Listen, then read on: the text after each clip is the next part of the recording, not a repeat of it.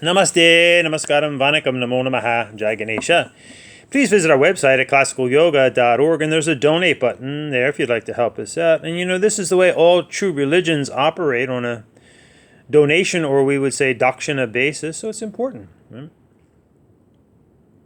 So, some thoughts this week on the inevitability of religion and the Grand Old Delusion. So, like all things that we humans create, the human construction of religions are part of an inevitable manifestation of humanity and hierarchy. First, we have to recognize that we're using the secular language of English. Religion is an English word, and it comes from the Latin root religio or religare, and it simply and profoundly means to tie, to bind, to link. In other words, in essence, religio, which became the word religion, is the human attempt to figure out what binds, what links, what ties one together. In other languages, such as the Sanskrit of the Hindu yoga religion, we use the word dharma, which comes from the root dri, meaning to hold. Similarly, the word yoga, which has been so distorted today, comes from the Sanskrit yuj, which means to yoke, Y-O-K-E, to yoke to the Atmana and Brahman. It actually has nothing to do with your body. In other words, the same meaning as religio, religion, dharma, yoga, simply trying to figure out what holds us together as individuals, families, and whole communities. In other words, the birth of religion. Now, whether one chooses to follow one of the established religious traditions of the world or not, in a sense, is irrelevant to being religious, or simply trying to bind, to link, to figure out what holds one together. Of course, at this moment in history, there are many established religious traditions to which all of us have probably been influenced to one degree or another. Excuse me. Though there is much overlapping, it's obvious that many of us choose to be ardently devoted to physical pursuits, sports, etc., mental pursuits, intellectual pursuits, emotional pursuits, dance, arts, drama, singing, and then to so-called spiritual pursuits, if you will, or more accurately, religious affiliations. Now, it's always wise to remember that the word spiritual means incorporeal, which means not your body. Therefore, don't fall prey to the New Age cliche, I'm spiritual but not religious. That means you have no body. Now, it's a body of religious beliefs, rituals, and practices that provide a path to the incorporeal spirit. Note we said a path, not the path, and not no path. This is our NAT principle, which we'll get to at the end here.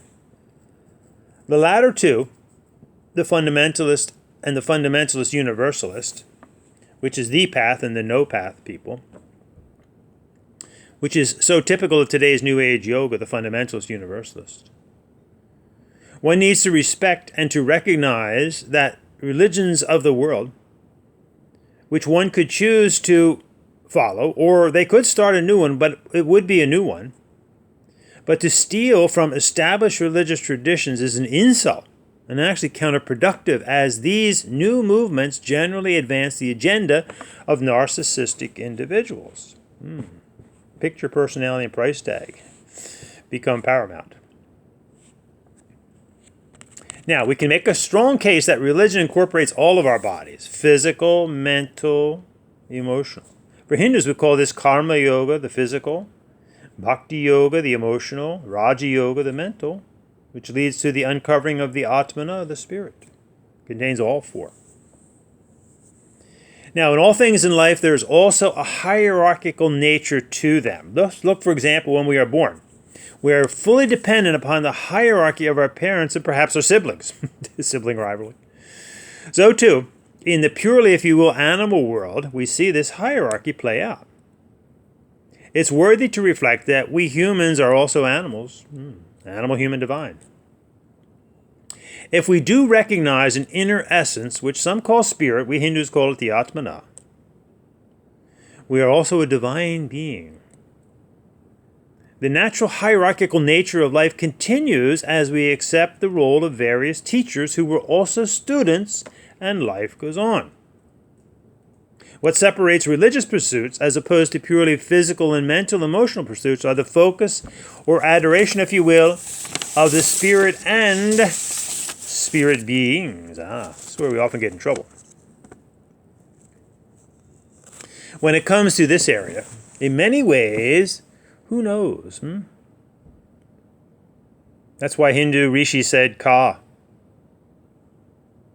Because these inner experiences are perfectly valid, and they can be shared with people of a like mind.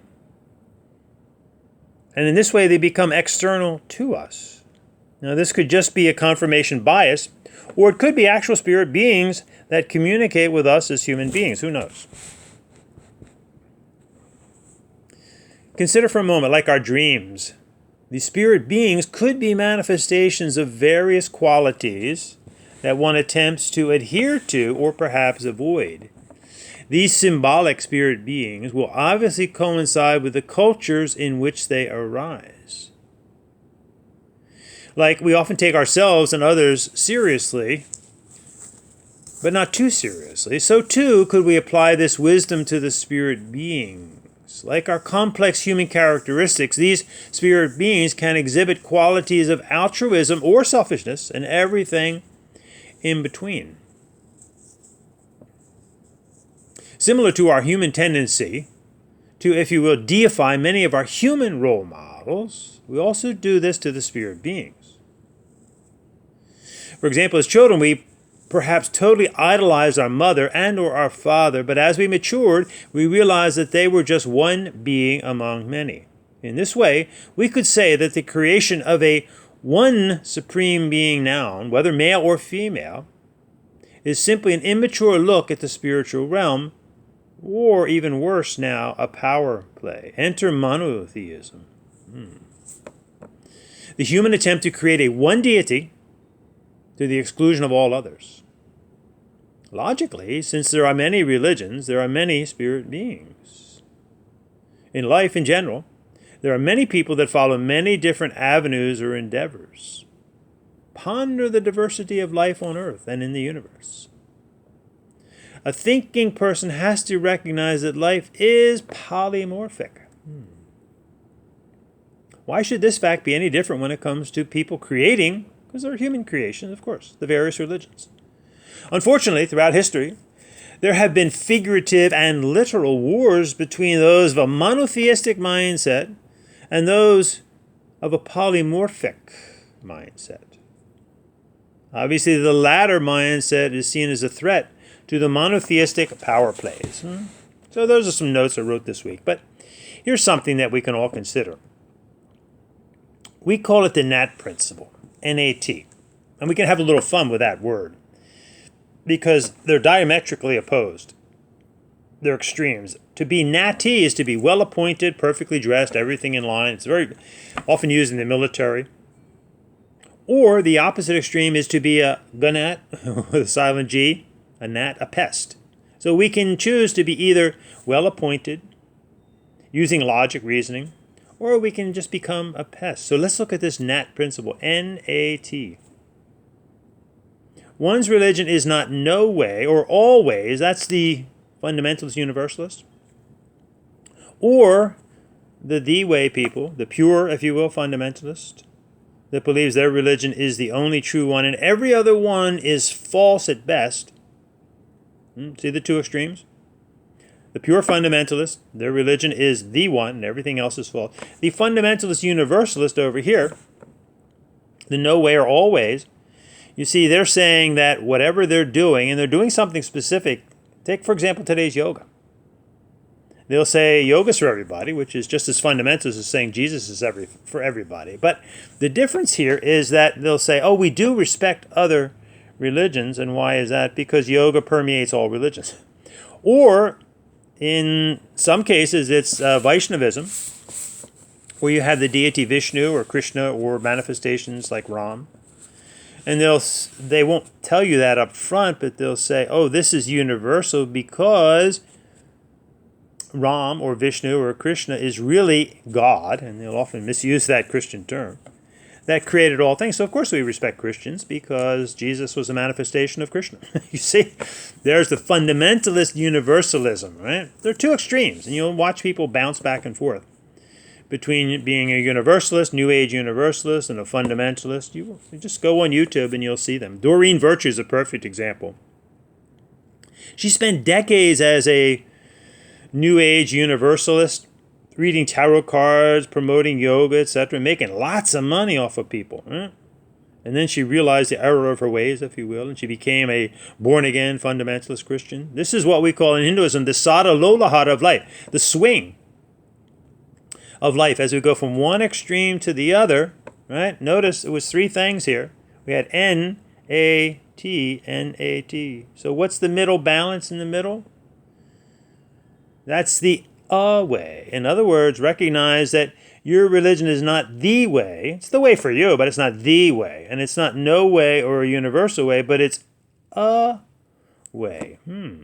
N-A-T. This will go a long way to quelling a lot of religious violence. You can apply this to many things in life, right? Where we get stuck in a very negative cultic view of something or someone. As we mature, we realize that that's just a way. Our daddy or mommy are everything to us when we're children, but then we realize they're just a parent, one parent among many. So too in the various religions of the world. That's why monotheism is really a power play, right? So if you look, for example, you could say Judaism was the first, but actually it was the precursor to that, which was Zoroastrianism. And then you have Judaism, and then you have Christianity, and then you have Islam in that order. And these are considered the three, if you will, or four monotheistic religions. So how can there be four? How can there be three of them, or how can there be four of them? So, for example, Ahura Mazda and the Ameshpentas. And then you have Yahweh and the Torah. Then you have God Jesus and the Bible. Then you have Allah and the Quran, and of course Muhammad. So will the real one deity, one book, please stand up? See what I mean?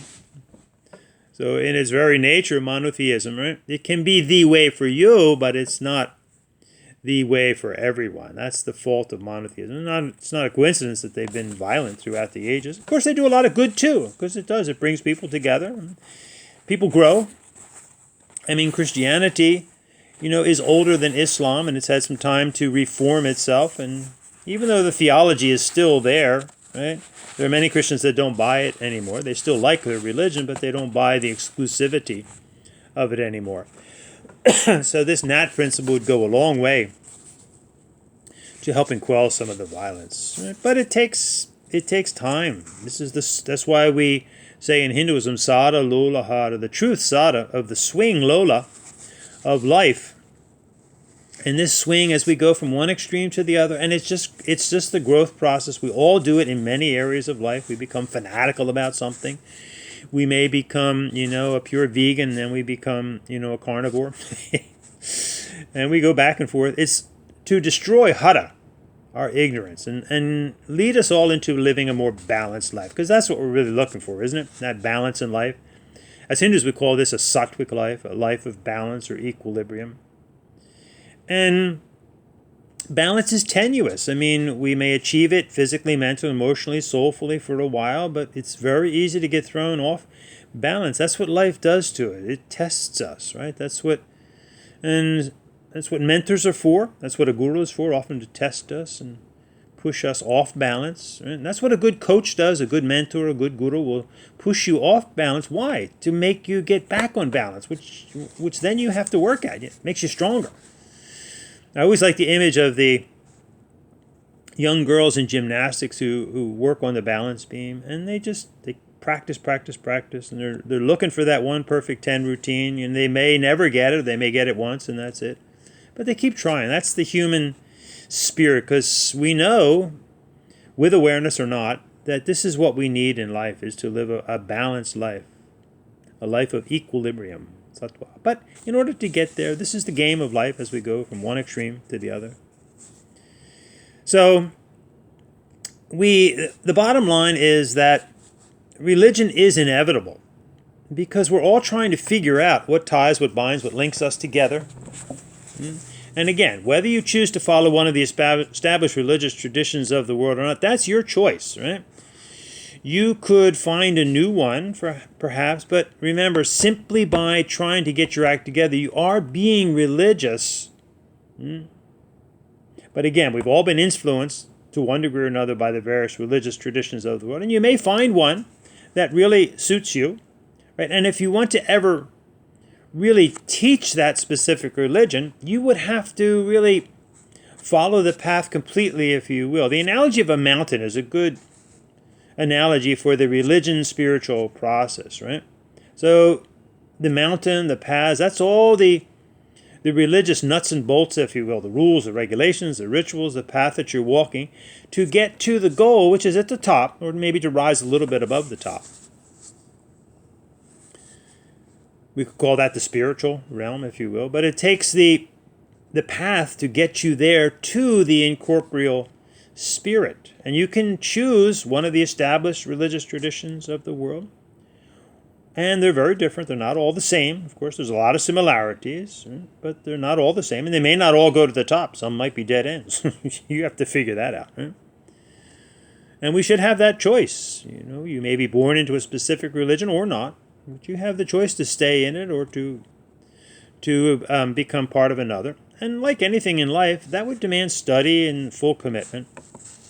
The thing we want to avoid is really what you find in the fundamentalist universalist mindset, right? The no way or the all way ways, right? Like 2 days phony yoga, right? Is when we just take a little bit from here, a little bit from there, and then pretend to be a teacher. How does that work? I mean, how would you ever know a religious path up a mountain unless you fully walked it, right? You go to the Himalayas and it's the Sherpas who make a lifetime out of following these paths that can lead you up there. It's like the gurus, huh? They lead you up there. Somebody who's already walked the walk. So today's phony yoga, they're just taking mostly from Hinduism, but they take often a little bit from Buddhism, etc., which comes from Hinduism, by the way.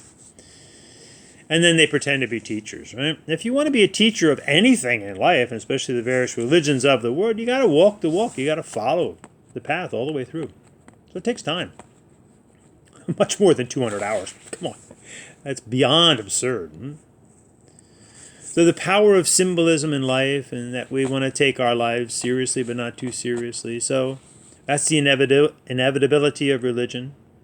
But then notice we also talked about the Grand Old Delusion. That's God. Remember, God is an Anglo-Saxon word. And the Christians capitalized the existing God, which were for the various Anglo-Saxon deities like Woden and Thor, etc. They capitalized that God to make sure everybody knew there was only one true male, as opposed to goddess, creator, being, noun. So nobody has to date ever proved that there is a one male or female creator being that created all things. We just don't know. So again, our rishis in Hinduism, even though we do have fundamentalist Hindus too, that get a little bit too carried away with their deity and they try to make that the way. You can find monotheism everywhere, fundamentalism everywhere. It's part of the swing of life. We recognize that we just don't know when it comes to that. Who created all things? There is creation, there is intelligent design, and there's design that's not so intelligent, but nobody knows. We haven't figured that out yet, if we ever will. Remember, energy can neither be created nor destroyed, so just is. I mean, logically, you assume that there's a creator, but we just don't know that. We can make assumptions, but they're just that. We can inferences, but they're just that. We don't know. What do we know? We know we are that inner essence of love and light and energy. That's reality. That's provable. And we go with that. So, let me read to you something from a little poem we did on the Garden of Eden.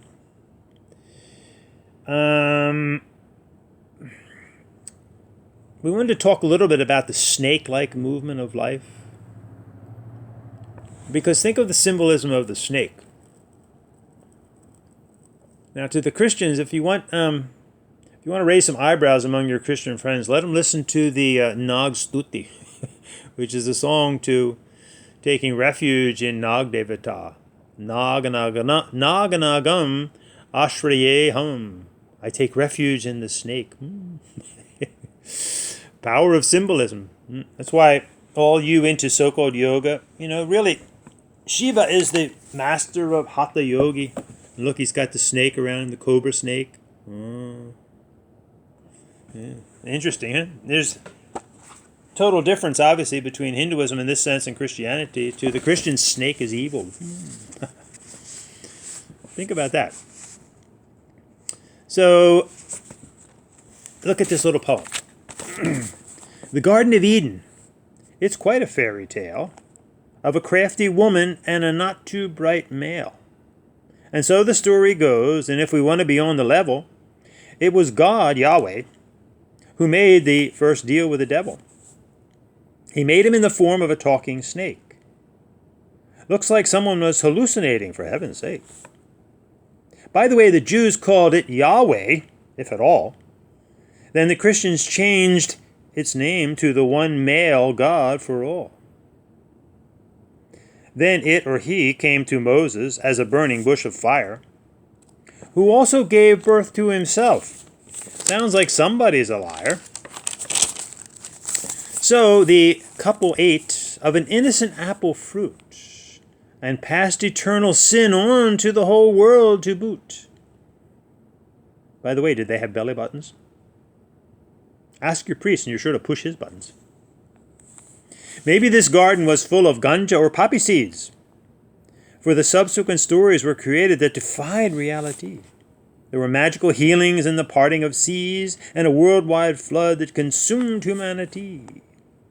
So a scapegoat had to be created to save everyone, and it happened to be the same God who became his only son. So the Almighty had relations with a married woman, and poor Joseph got the shaft, for Mary was immaculately chosen. She gave birth to a son who impregnated his mother, and so the Oedipus complex was created. Oh, brother. Speaking of brothers, though they didn't reach his fame, in fact, they thought he was insane. And equally challenged Christians throughout the ages have tried to sell this bill of goods, often stealing others' wages. Sorry. Though their leaders had nary a penny, many of these new crafty salesmen live in plenty. So fairy tales have come down throughout the ages. It's up to us how we act and read these pages. So the point there is that, the religious process is inevitable, and we have stories which are highly symbolic, and we can share those with people of a like mind. But when we take some of them are historical facts, of course, but when we take them too literally, that's where we really get into problems, and we create these negative cults. So, just some thoughts today on the inevitability of religion and the Grand Old Delusion, delusions of grandeur. So find and follow your path if you choose, and realize that it is a way. It's not the way, and it's not a universal way. It's for everybody who chooses to follow it, but it's not for everybody. So that's why we as Hindus, we always end our talks together, our satsangs, gatherings of truth, seeking for truth, We're all just trying to figure things out. We say, Asato ma sadgamaya, tamaso ma jyotir gamaya, mrityorma amritam gamaya, om shanti shanti shanti.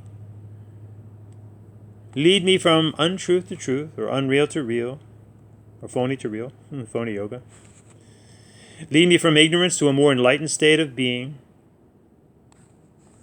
and tap into the immortal nectar that's inside of all of us, that love and light and energy. Om, peace, peace, peace. Shanti, shanti, shanti, om.